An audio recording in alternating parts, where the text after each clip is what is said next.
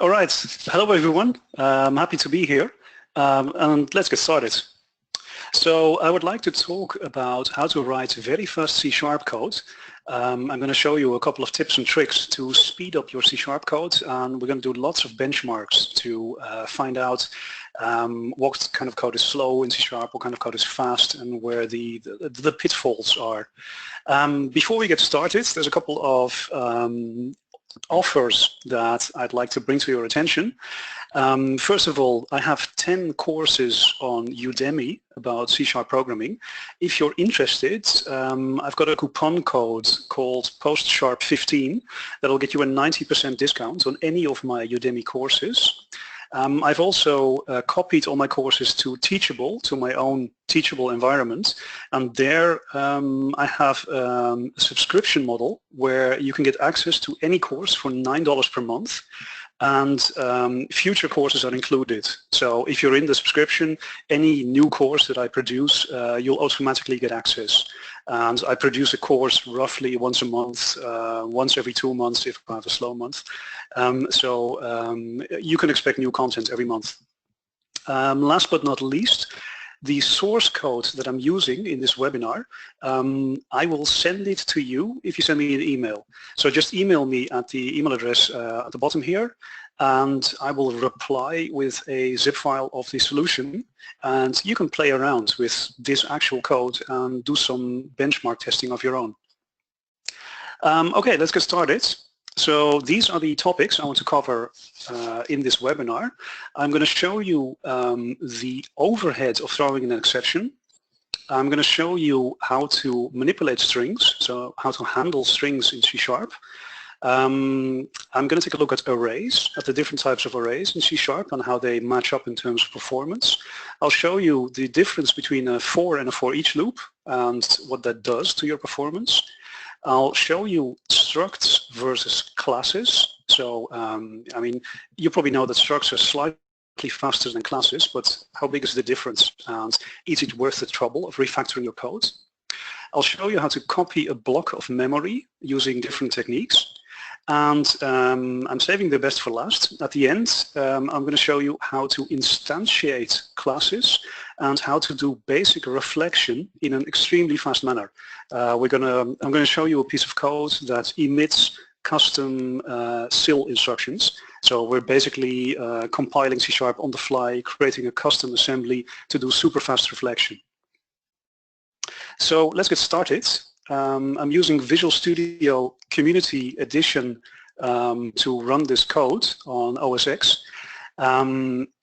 I've written a console program to do the performance measurements, and I'm using a base class called performance test right here to run the performance, the different performance tests. I have 3 methods here: measure test A, measure test B, and measure test C. So these are virtual methods, and in any derived class I will put the test code in here. And the format is always that the first one, test A, is the baseline test. So this would be unmodified slow code, and then we have 2 methods B and C available to try out different kinds of optimizations. And then for the actual performance test down here, the performance test is fairly simple.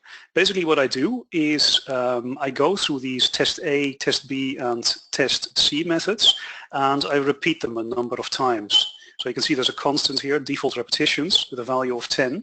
I basically repeat the tests 10 times to average out the effects of the garbage collector, because an ill-timed collection of the garbage collector can really slow down one of the tests. So if we just run it 10 times, then we average out that effect.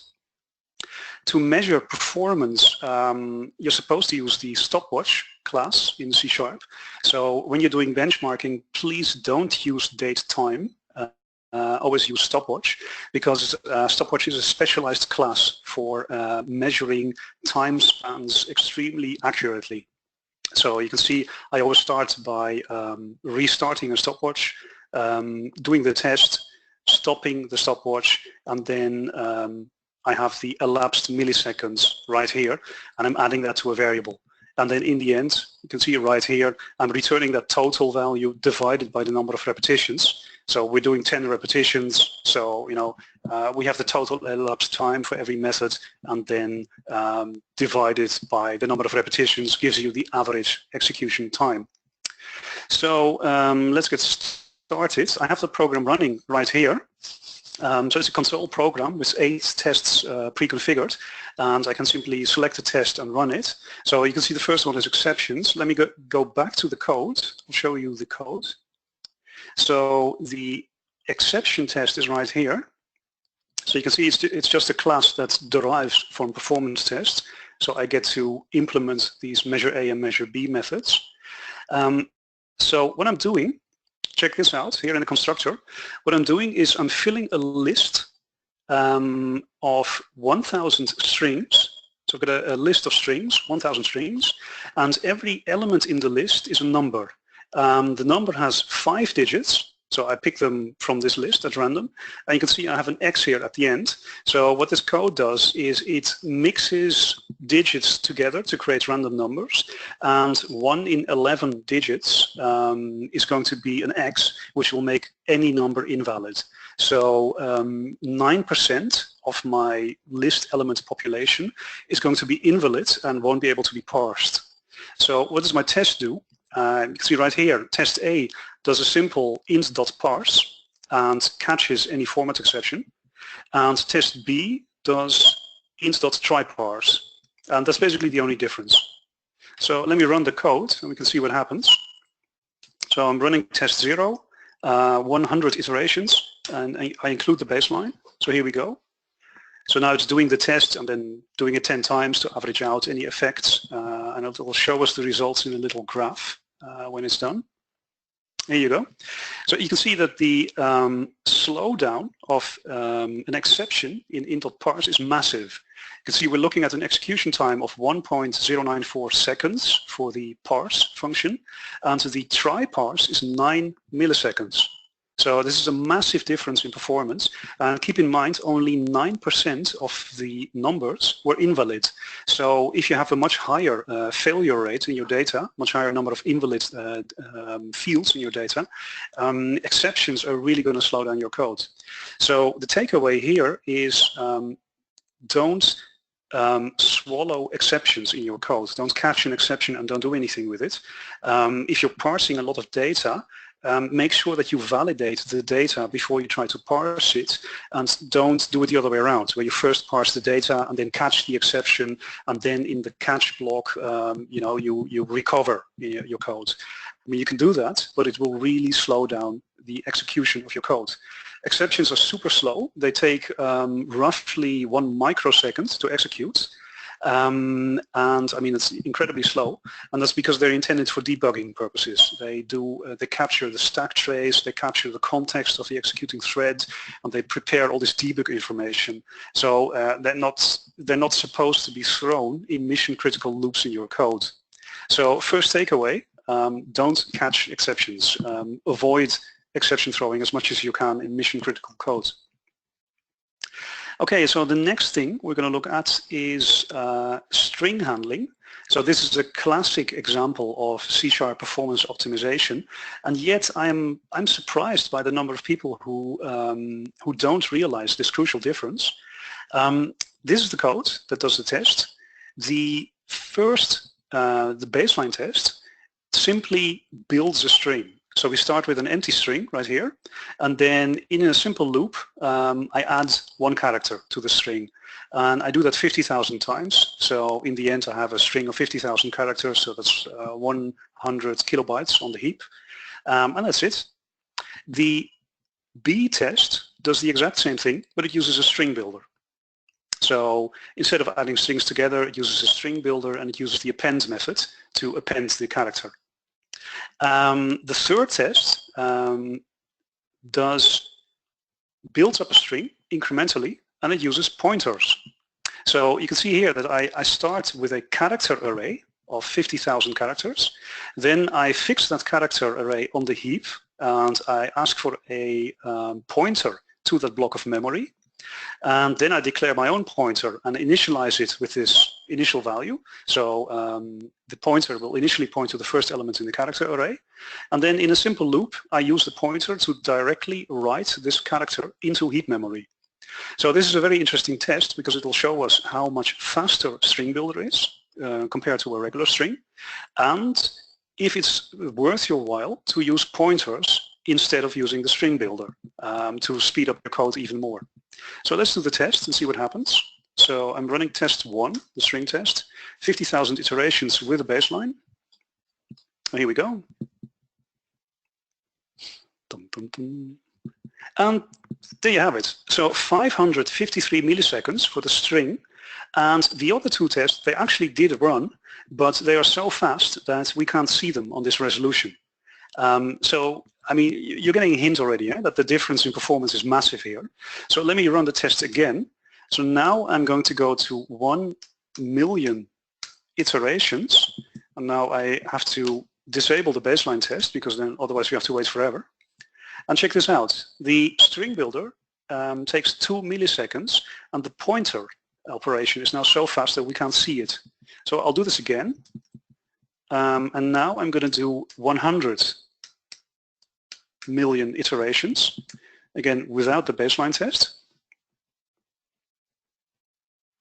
Let's wait for it. And here are the results: 452 milliseconds for this string builder and 169 milliseconds for the pointer. So there is this massive performance difference between using strings and using the string builder. And if you want ultimate performance, you can use direct pointer operations on the heap, and that'll get you a roughly threefold performance boost over using string builders. So if you're wondering why is the string so incredibly slow, it's because of this. Let me show it to you in a picture. When you append characters to a string, strings are immutable in .NET. So that means that any operation that modifies the string will create an entirely new string on the heap. So in the first loop iteration, we have an empty string, and then I add one character, so I get a string of a single character on the heap. Then I add another character, and now I have two strings on the heap, the original and the modified version. Then I had a third character, and now I have three strings on the heap, the original, the modified version, and again the modified version, and so on and so on. So if I add 50,000 characters to a string, I end up with 50,000 disposed strings on the heap, where each string is one character longer than the string before it. So it's a huge amount of data that I'm flooding the heap with data, and I'm constantly doing this memory copy operation where the string is being copied to a new version and to a new version and to a new version. So once we hit the higher end of the loop, like the high loop iterations, we're copying this block of 100 kilobytes on the heap. It's like 100K and then 100K plus 1 byte and then 100K plus 2 bytes and so on and so on. So it's super inefficient. If you use a string builder, it works the way you would expect. You have this buffer in memory that can hold any number of characters. You can declare a string builder and specify the size, and then you simply write characters into specific locations in that buffer of memory. So naturally, the string builder is much, much faster. Now, the fun part is that the string builder behind the scenes, the string builder is actually using this code. So internally, the string builder fixes a block of memory and then writes directly to that memory using character pointers.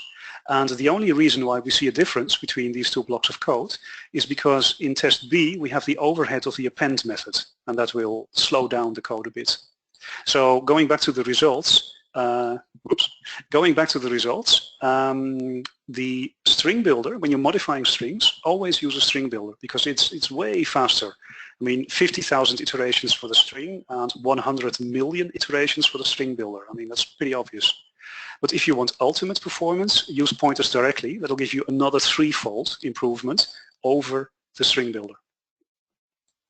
Okay, moving on to arrays. Let me show you the array test. I have a very simple piece of code. I declare a three-dimensional array. So I have an array with 3 dimensions. Then I have 3 nested for loops to fill the array. And in the innermost loop, all I do is increment every array element by 1. So super simple. So that's test A. Test B uses a one-dimensional array, and it's flattened. So I have a one-dimensional array that has the same size as the three-dimensional array, and I use this simple formula to calculate the index into this one-dimensional array using the I, j, and k variables, and then I do the same operation. Finally, I have a one-dimensional array. I use I, j, and k, but now you can see I simply have an index variable that starts at 0, and I increment it by 1. So instead of using this formula with the multiplication and the addition, I just have a simple variable that incrementally goes through the entire array and initializes it. So let's take a look at the performance of these arrays. So I'm running test 2, 300 iterations with a baseline. Here we go. And here's the result. The three-dimensional array is slowest, the flattened one-dimensional array is faster, and the array with incremental access is the fastest. Now, you might be wondering right now, what's going on? Why is a three-dimensional array slower than a one-dimensional array with the exact same logic? I mean, if you think about it, this expression, the .NET framework needs to do this exact same calculation to find the memory location of this threefold array index. So either I'm doing the formula or the framework is doing the formula, but it's the same mathematical expression. So why do we see this difference? So to explain that, I'm going to have to show you the intermediate language code of this compiled program, which I have right here. So let's go to the array test. Arrays test, plural. So here it is. Here's the array test class. This is the constructor. Let me just scroll down. And this is measure test A. So the code to access the array element is right here. So you can see this instruction loads a location, loads a local variable of the stack. So 0, 1, and 2 are the I, j, and k variables. And then this call does the array indexing. And you can see it's actually a method call. It's an instance call to the array class, and within that class it calls a method called address, which expects 3 parameters.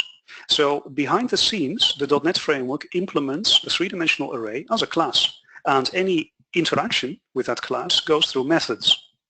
But now let's look at the one-dimensional array. So that's right here. And the operations are here.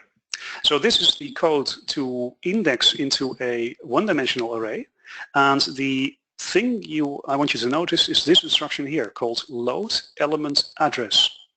Load element address indexes into a one-dimensional array and returns the address of that element.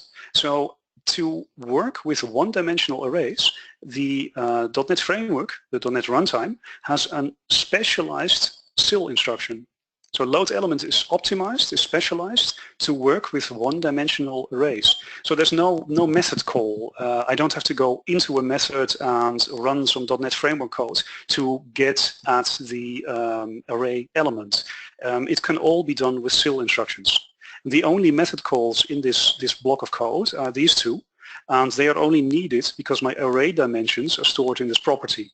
If I had used an array with a constant dimension, a constant size, this call wouldn't be there, and it would simply be a load instruction to load a constant value. And then this entire block of code wouldn't have any method calls whatsoever. So the takeaway I want you to remember is that one-dimensional arrays in .NET, the intermediate language has optimized instructions for dealing with them. So a code that uses a one-dimensional array will always be faster than code that uses 2, 3, 4, 5, or 6-dimensional arrays because of the difference in implementation in the .NET runtime. Okay, back to the program. So the next test is a comparison of for and for each. So let me show you the code. The test is here. Here we go. So I create a list with 1 million elements. It's a list of integers, and I fill the list with random numbers. So super simple, 1 million integers, and every list element is just a random number. And then this test uses a for each loop to loop through the list, and this test uses a normal for loop with an integer index variable. And that's it. So let's run those tests and see what happens.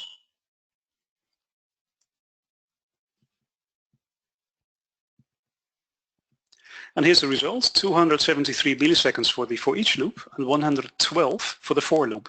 So the for loop is roughly twice as fast as the for each loop.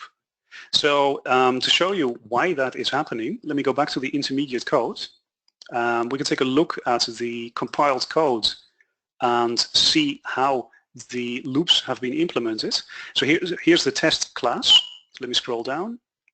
So that's the constructor. And here is measure test A. And you can see that the for each loop uses an enumerator, a generic enumerator to loop through the list. So the first thing you have to do is you have to call the list and call the getEnumerator method, and that gets you the enumerator.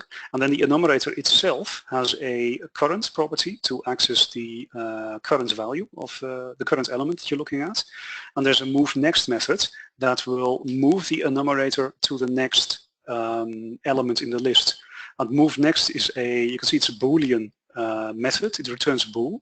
And this branch instruction basically jumps back to 12, so it loops this bit of code as long as the enumerator returns a value, and as soon as move next returns false, we reach this point, and this leave instruction will exit the method.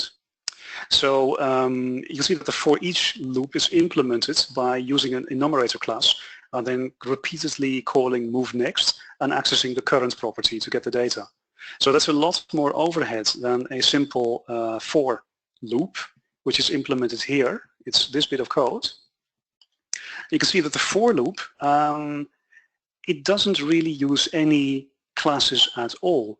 The only place where a class is being used, where a method call is being used, is here, where I access the element in the list, but the loop itself is just this piece of code.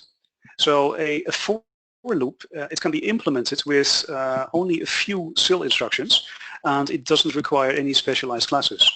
So that's why a for loop is much faster than a for each loop. Now keep in mind, when you are looping through an array, there's no difference between the two, because the C# compiler is very smart. If you use for each on an array, the compiler will generate a normal for loop behind the scenes. So you won't see any difference in performance. But for the more complex collection classes, you can see that there is a difference. It's about a factor of 2. Okay, so moving on. Structs versus classes. Let me show you the code. Right here. So what I've done is I have declared a simple class that contains an X and a Y field, 2 integer fields, and a constructor to initialize those 2 fields. I've done the same thing as a struct. So this is basically the exact same thing, but now it's a whoops. Hey, there's actually a bug in my code. It's not a struct with a class. Sorry about that. Let me quickly fix that then. Let me see if this works.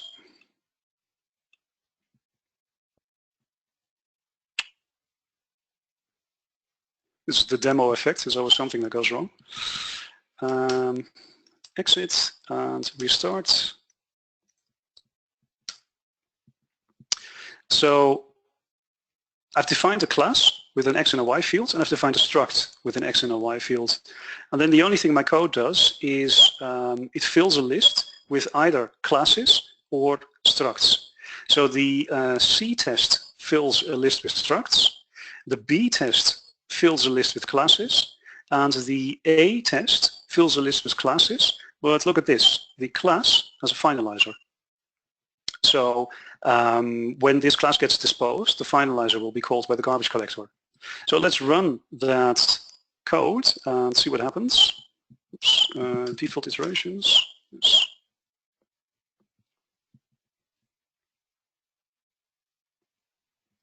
And so there is the difference. The class with the finalizer takes 246 milliseconds. The normal class takes 111 milliseconds, and the struct takes 6 milliseconds. So that's quite a big difference. The reason for that difference is because of the way that structs and classes are implemented on the heap. When I create a list of classes, this is what the memory will look like. The reference to the list will be on the stack, so it's right here. The list itself is right here on the heap. The list has a number of elements. Each element is an object reference, so that'll be 8 bytes in size. And the reference points to an entirely different location on the heap where the class is stored. So if you calculate the amount of memory for an 8 megabyte list, you would actually look at 32 megabytes of heap memory, because you have to store the list on the heap and you have to store all the different point classes for all the data. Now when this gets garbage collected, there's going to be a load of objects on the heap, not just the list, but also all these individual point classes, and they all need to be garbage collected to be disposed. If you use a struct, the memory layout looks like this. So we still have the list reference on the stack pointing to the heap. The list is on the heap, but now the data, the struct, is inline in the list itself. This is the difference between a class and a struct. Structs are stored inline within their containing type, whereas classes are stored separately and the containing type contains a reference. So now the entire struct, it's 2 integers, so the entire struct fits inside 8 bytes, inside an 8 byte element. So now the entire data structure is only 8 megabytes, and it's only a single object on the heap. So when the garbage collector has to clean up the memory, it goes to the list, disposes the list, and it's done. That's all it needs to do. So in these kinds of scenarios, using structs is extremely lucrative. If you have lists with a large amount of data, the data itself contains of only a few fields, like X and Y or XYZ coordinates, think of points, vectors, things like that. And you use the data for a short amount of time, and then you don't need it anymore. So you only briefly need access to the data. If those 3 conditions are met, then structs are extremely lucrative to use. And finally, the big slowdown in the finalizer is because when your classes have a finalizer, the garbage collector needs to call the finalizer one after another to dispose your class, and it does so on a single thread. So if you have 1 million classes right here on the heap, the garbage collector has to call 1 million finalizers to get rid of all the data, and that's really going to slow down your code. So that's why you get this difference in performance. Okay, moving on to copying blocks of data. So what we're going to do is we're going to take a byte array, right here, a byte array of 1 million bytes, so 1 megabytes in size, and we're going to copy this entire array into another byte array. So we're just copying a block of memory. So the most straight way of doing that is simply using a loop and iterating through, right here, iterating through the loop. We are going through every byte in the array and manually copying it into the other array. And again, to slow down this test a bit, I repeat this whole thing 500 times. So I'm copying 1 megabyte of data 500 times. Now in test B, I do the same thing with pointers. So you can see I use the fixed keyword again to get 2 pointers to the first element in the buffer. And then I use these source and destination pointer variables to do the copy like this. So here I'm using array indexing, and here I'm using byte pointers. Finally, the last method, I use this copy-to method. An array has a copy-to method, which will quickly let you copy the array to another array. So now we can see the difference. How slow is this manual process? How much faster is it with pointers? And is there any benefit in using the copy-to method instead. So let's test that out. Byte array copy number 5, 500 iterations with a baseline.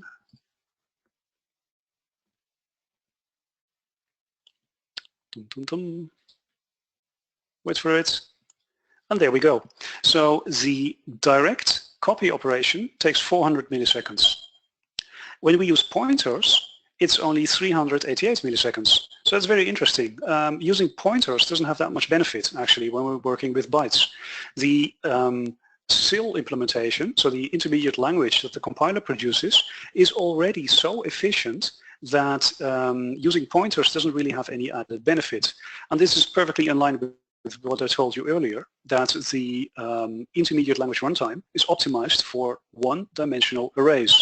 So when you're already working with one-dimensional arrays, you don't really need to optimize it further with pointers.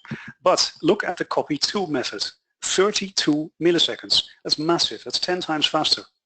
So the reason for this is that the copy-to method is incredibly optimized. It actually calls into the operating system, and it calls a low-level function for copying a block of memory. So basically the copy-to method simply fixes those 2 blocks of memory on the heap, just like with a fixed keyword, but then it calls an OS function and it says, I've got this block of 1 megabyte, could you please copy it to this other memory address? And then the operating system does it. Now that is extremely fast, and there's no way we can go even faster with C# code. I mean, you can't beat the operating system. So the takeaway here is one-dimensional arrays are already super fast, so you don't really need pointer operations there. But if you are simply copying a block of memory, you're not doing anything special with the array values, then the copy-to method is the way to go, because then you allow the operating system to basically just copy this entire block of memory, and that gives you maximum speed. It gives you a 10-time speed improvement. So that's pretty cool. Okay, the next performance test. Now this one is very nice. I'm going to show you a very fast way to instantiate an object. So let me start with the simple code first. So here's my baseline. Instantiating an object means we construct an object. We construct an instance of a certain type. And often when you have to use reflection, the type isn't known at compile time. The type that you want to create is only known at runtime.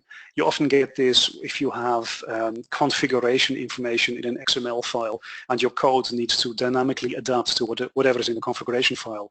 Or if you use something like XAML, not actual XAML, but say your own implementation, and you have a complicated data binding expression, something that you write out as text. You bind one property to another property, and then you somehow need to turn that into executable code.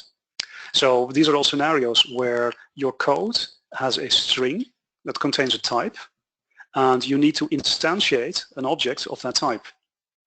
So the most straightforward way of doing that is simply using reflection.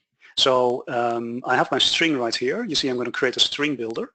So I take the string, I create a type object, so I get the type object of this type, and then I use this line of code. You've probably seen it a couple of times in other programs, activator.createInstance, and I will instantiate an object of that type. And then this code here is just a sanity check. I look at the object and I check if the type is actually a string builder. So if we see an exception, we know that the code is acting weird. So that's one way of doing it. Now, the fastest way of doing it is like this. This is cheating because here I'm actually constructing a string builder. So here the type information is known at compile time. Obviously, this wouldn't be possible in a normal program, but I'm just adding it here for reference purposes so we can see the difference in performance. So this is compile time instantiation. This is runtime instantiation using reflection. And now I'm going to show you a really cool trick, a way to quickly instantiate types using runtime instantiation. That's this bit of code here. Now all the magic happens here in this getConstructor method. So let's look at that. So here is getConstructor, and what constructor does is it creates a dynamic method. Dynamic methods are super cool. They were introduced into .NET when link expressions were introduced.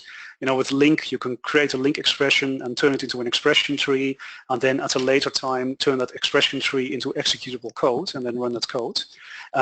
Behind the scenes, that library uses dynamic methods to create new methods on the fly at runtime. So when we instantiate an object in intermediate code, it's super simple because you only need 2 CIL instructions. Actually, you only need 1 CIL instruction to do it. The instruction is called new object, and the only thing it needs is a reference to a constructor. So it's a single CIL instruction, and it will instantiate an object. So what this code does is it creates a new dynamic method, and then it uses an intermediate language generator to fill this method with CIL instructions, one after another. So the first instruction that we inject into this method is simply new object. So this will call the constructor of the object that we're trying to create. And then the second instruction is return, because we want to return out of the method. And that's it. So this dynamic method is returned right here. You can see I return it as a constructor delegate, which I've declared up here. So my constructor delegate is simply a delegate that describes a method without any parameters that returns an object. So let's run this code and see what happens. Instantiation 1 million times and with a baseline. So here's the difference. So using reflection takes 85 milliseconds, which is not bad. But using my dynamic method takes only 22 milliseconds. So that's really cool. It's 4 times faster. But now look at this. Compiled code is 19 milliseconds. So there's almost no difference between constructing a dynamic method and letting the compiler construct the method for you, basically. So this trick lets you use reflection-like techniques. It lets you use a form of dynamic programming to create objects at runtime of any type you want at the same performance level of compiled code. Now this is super important because my career is 20 years long, and I have used reflection many times in my code projects to instantiate objects. And with this trick, I get almost native performance. So there's no need to use activator.createInstance anymore. You can simply use a dynamic method. So the takeaway here is please be aware that you can do it this way. You don't need to use classic reflection to create new objects. You can use this neat trick to create your own method, inject CIL instructions into that method, and let it do anything you want. And creating an object is super simple. You only need 2 CIL instructions. So this whole magic just happens in this block of code.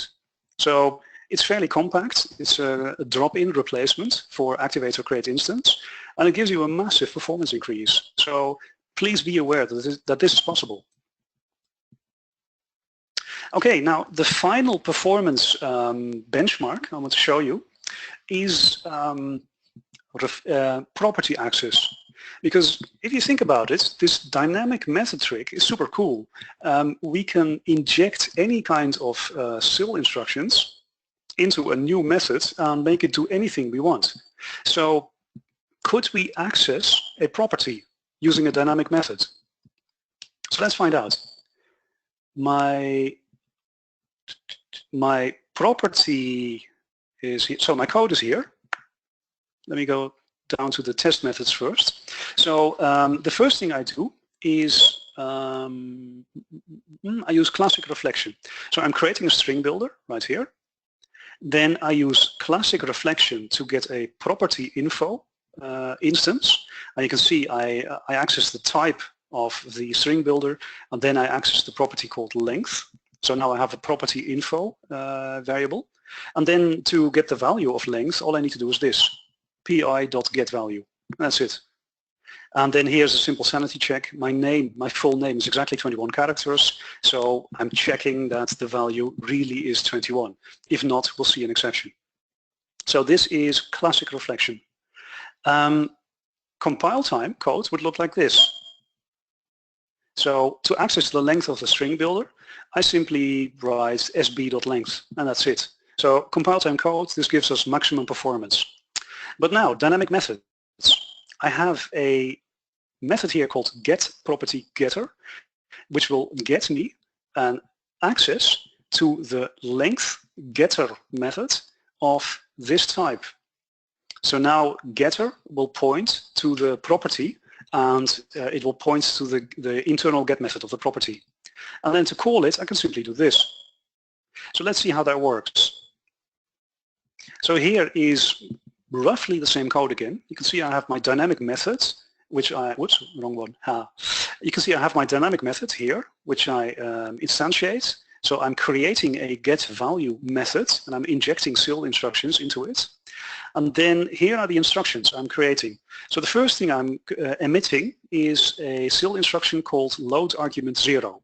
So what this will do is it will load the first argument onto the internal CIL execution stack.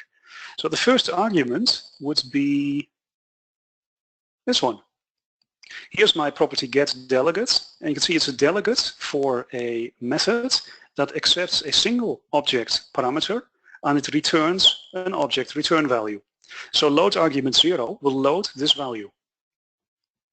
Then what I am emitting is a call, an instance call to the getter function. And the getter is up here. It's the get method of the property that I specified. So there's a tiny bit of classic reflection here to get to the method info of the getter of the property, but from then on I simply use that variable to emit the call instruction directly. And now you might be aware that the .NET framework it can transparently work with value types and reference types, but if you have a value type and you return it as an object, you have to box it. So that's what I'm doing here. I'm looking at this getter method, and if the return type of the getter is a value type, then I'm emitting an extra box instruction to take this integer. I mean, we know that the length of a string builder is an integer, so it's going to be a value type. So I'm boxing it into an object. And then here's the return. And that's it. So this is a super compact dynamic method with, well, 4 CIL instructions: loadArgument0, call the getter, box the value type, and return. So 4 CIL instructions to perform the access to the property. And then to use it, all I need to do is this. I call this getter delegate, I provide the string builder, and it returns me the length. So let's run the code and see what happens. So I'm doing the property access. We're doing, what's this, 5 million iterations, and with a baseline. Wait for it.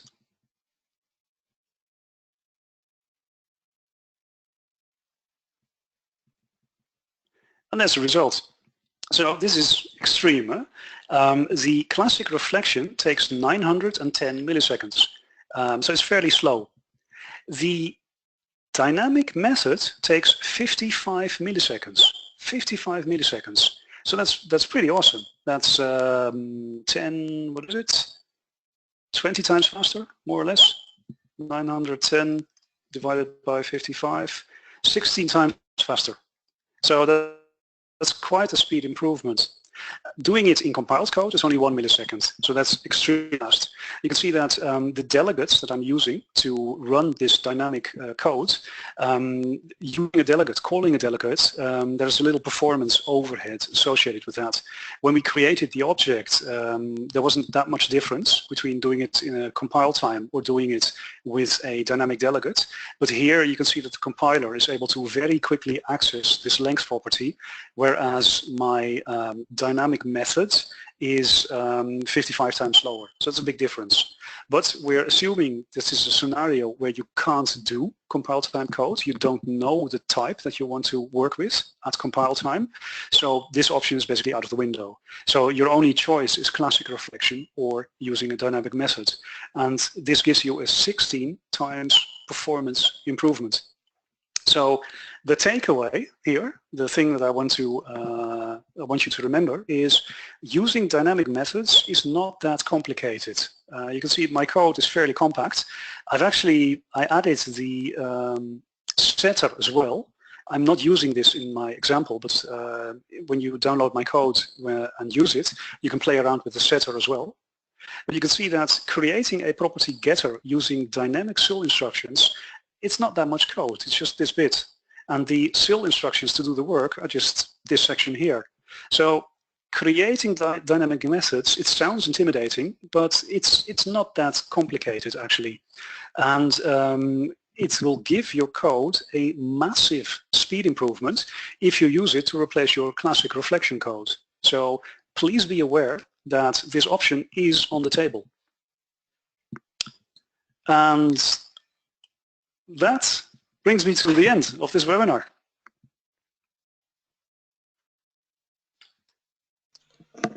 Okay, thank you very much for the presentation, Mark. If you would like to summarize the special coupons that you have for the attendees, I think now it's a good time. Okay, so let me show them to you again. So the coupon to get any of my Udemy courses at a 90% discount is POST#15. So use that code in any Udemy course to get the discount. If you want to spend even less, then go to my training.ndfaragher.com website. So this is a teachable environment. This is my own teachable environment. And there you can take a subscription for $9 a month, and that'll give you access to everything. And any courses that I create in the future will automatically get added to the subscription. So that means that roughly once a month you can expect a new course from me, and you will be enrolled in that course automatically. Finally, if you want the source code that I just shown you to play around with the code and create some dynamic methods of your own, then just send me an email at mark@ndfaragher.com, and I'll reply, and I'll put the email, I'll put the source code in an attachment in the reply, and then you can play around with it. So I've used Visual Studio Community Edition on OS X, but of course the code will work in any Visual Studio Edition, and I'm using .NET Core 1.1, but I'm not doing any weird stuff, so you can easily take the code and run it against the classic .NET framework. It will still work. So send me an email, I'll give you the source code. Cool, thank you very much. There was a question about the coupons actually, if they are time limited. They are not time limited, so okay. They will work indefinitely. Sounds great. Okay, so we have a bunch of questions. Now I would probably move to that. I will read out the questions out loud, and you can answer them. Yep. Okay. So there was a question, which version of .NET are you using? I think you mentioned that, but maybe just to repeat that. Yeah, I'm using .NET Core 1.1, so I can show it to you right here. If I go into options, then into the general settings. So this is a .NET Core application version 1.1. I'm using the default C# version, which is version 7. My code uses tuples, and there are some tricks here and there. For example, this thing here. You can see I'm declaring my out variable inside the try_parse method. So this is like an embedded variable declaration. You can do this in C#7. So there are a few little tricks here and there scattered through the source code. Great, thank you. There is a question from Brian, and he asks, is there a concern with using string.format as opposed to string builder? Good question. Great question. It depends on how you use it. String.format, internally, of course, it uses a string builder. So the call to format itself will be pretty efficient, but of course it returns a string. So it all depends on what you're doing with string.format. If you take the output and you simply add it to another string, and you do that in a tight loop, and it's part of the mission critical part of your program, then you are going to see a performance hit. But honestly, I use string.format all over the place in my own code, in logging code, in tracing code, output code, and it's all good. So don't worry about calling string.format, but if you are looking at a mission-critical loop in your code, then do consider removing it. And one final thing, if you use these kind of strings, I forgot the name, but you know, the ones that start with $1 and have these embedded embedded variables, like right here. This is simply syntactic sugar. It calls string.format behind the scenes. So this is actually a string.format call. And again, don't worry about it. Just use it whatever you like. But in tight loops, mission critical code, consider removing it. Thank you. Another question from Niksha. Is there any difference using dynamic method versus expression or lambda expression for reflection? It's pretty much the same, but the dynamic method is slightly faster. I read a benchmark, someone else did a benchmark, and they compared all these different ways of creating dynamic expressions, and the dynamic method was the fastest. It's only a slight difference, so if you prefer to use expressions instead, just go for it. If you want the maximum performance, then use dynamic methods. Thank you. There's a question from Chris. Do you have advice for which of these methods you recommend we look at all the time versus looking for them in the hot path? For example, if something is called once at startup, do you strive for these optimizations in your code? Yes, absolutely. Yeah. Okay, sure. Very short answer, but yeah. When you have identified the hot paths in your code, please do take out repetitive calls, repetitive instantiations, initializations, and move them outside of loops or outside of the hot path. That's basically step one in optimization. So yeah, great question, and definitely do it. Thank you. Question from Christian. Looking at the getConstructor method regarding string appending, how many strings does it need that the string builder is more efficient than a normal string addition? That's an awesome question. I measured it. The answer is 4. So I actually did this measurement.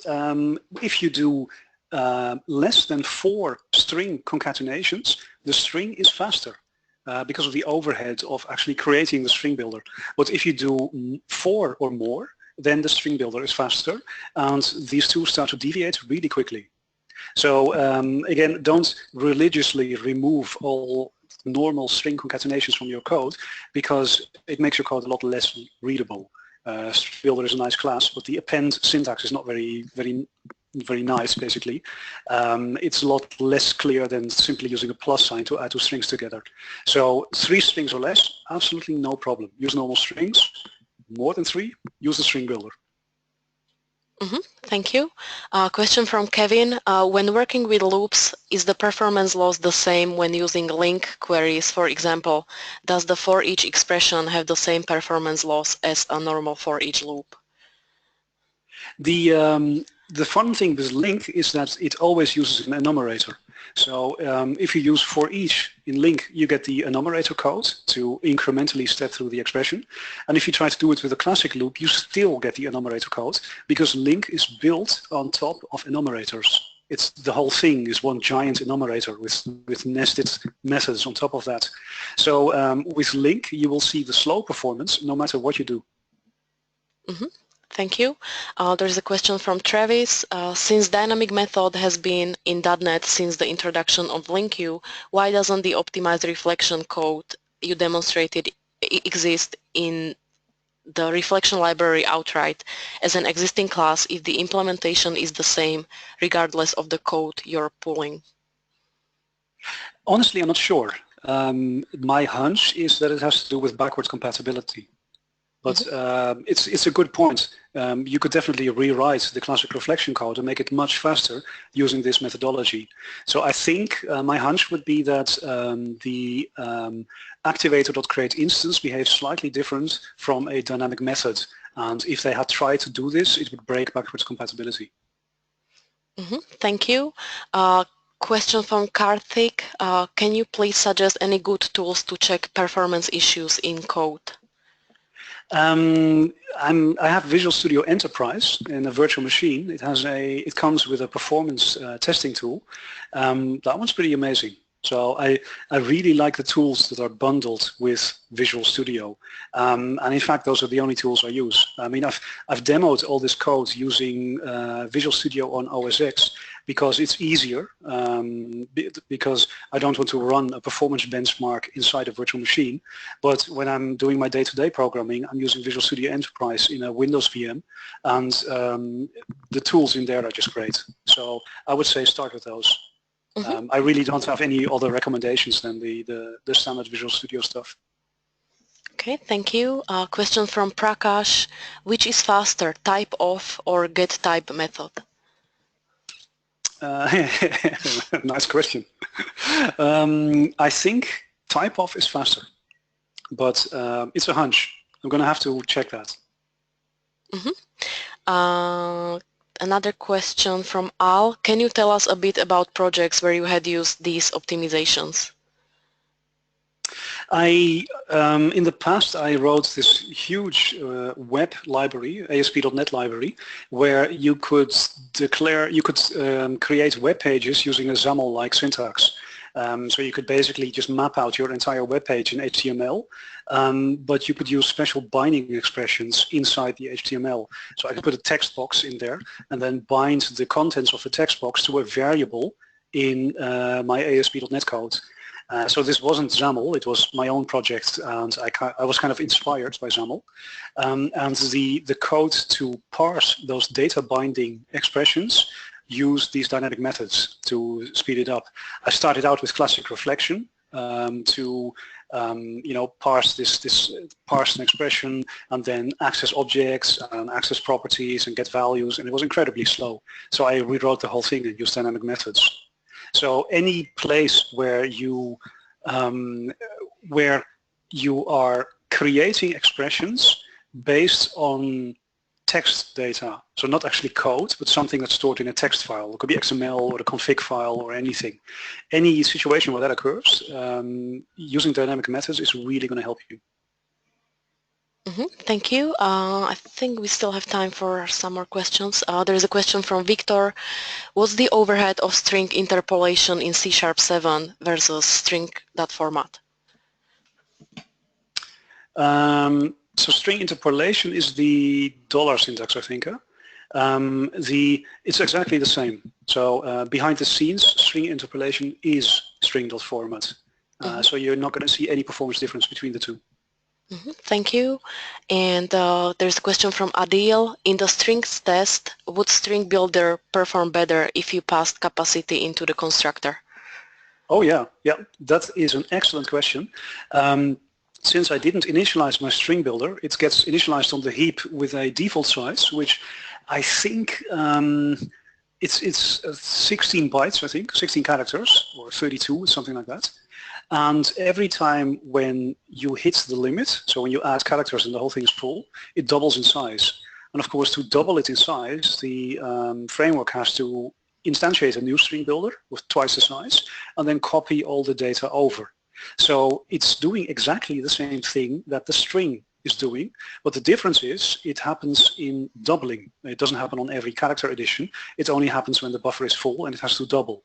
So string builder is logarithmically faster than string, but it's still doing this instantiate a new thing and copying data over process.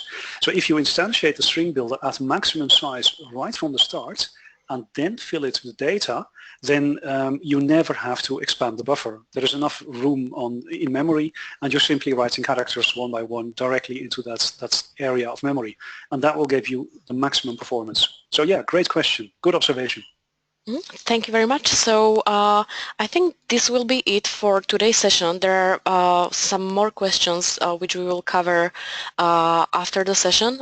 So we will upload the Q&A on the website along with the webinar recording. And I would like to thank all of you for joining us, and huge thanks to Mark for the great presentation. And Mark, if you want to add anything at the end, please feel free. Well, I think I said pretty much everything I'd like to say. If you have any performance issues or questions or whatever, I mean, don't hesitate to send me an email. I like to brainstorm about code, and optimizing C# code is my hobby. So feel free to reach out. Okay, great. So thank you very much again, and have a nice day, everyone. Bye.